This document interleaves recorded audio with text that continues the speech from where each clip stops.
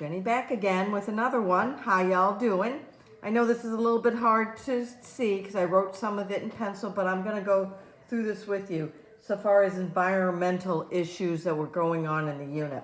Notice now here are all the babies that we found that died in 2015 and 2000. Well, we don't know what happened after August. But again, we can see the deaths in 2015 and 2016. What I'm going to do is go over the environmental factors. And you'll be able to see here, I know it's hard to see, but I've included like the non-deaths and baby K. So F, G, H, J, K, L, M, N, and Q also in here. So what happens here is that there's a death in a baby in January 1st. I don't know anything about this baby, but Lucy wasn't indicted. The ones that have the X on it here is the ones where Lucy, quote unquote, were present. We do know that in May is when the Pseudomonas start. So we've got baby A, baby B, C, D has an issue.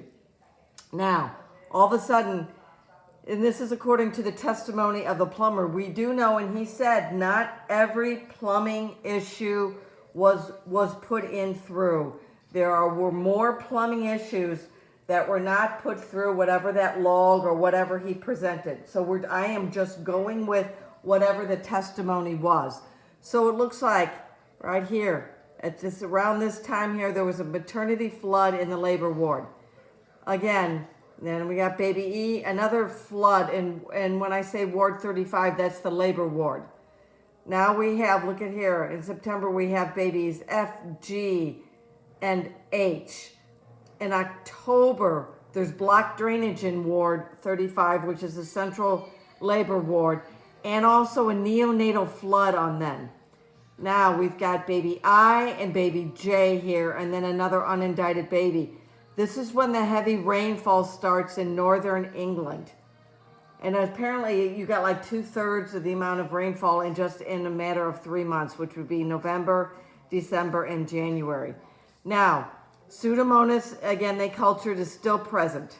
And this is now, from May to here, Pseudomonas has not been eradicated. Now, we now have room 4, the neonatal intensive care unit is flooding around this time. There's also leaks in the neonatal unit here. For some reason, Lucy was not indicted for these babies. There's a baby in February she's not indicted for. But at that same time, there's a burst pipe in the sluice room. And that's the room where they clean the bedpans, people, in the labor ward.